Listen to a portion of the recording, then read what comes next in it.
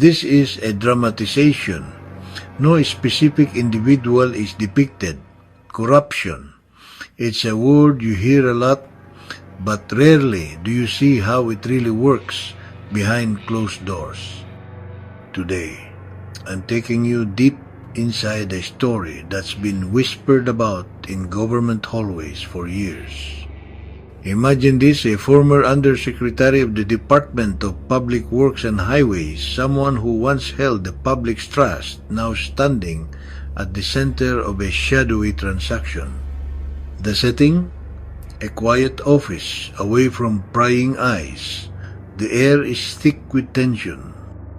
On the table, an envelope. Not just any envelope, this one is heavy, almost bursting at the seams.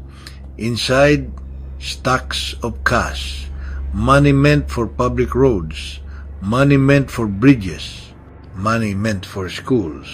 But today, it's being handed over for a different reason. The Undersecretary doesn't flinch. He's done this before. With practiced ease, he slides the envelope across the table to a district engineer. No words are needed. The message is clear.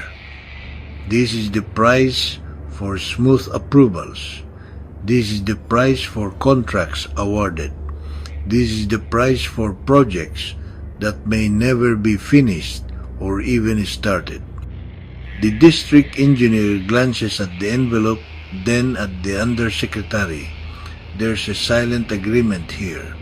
Both know that what's happening is wrong, but the system is bigger than either of them.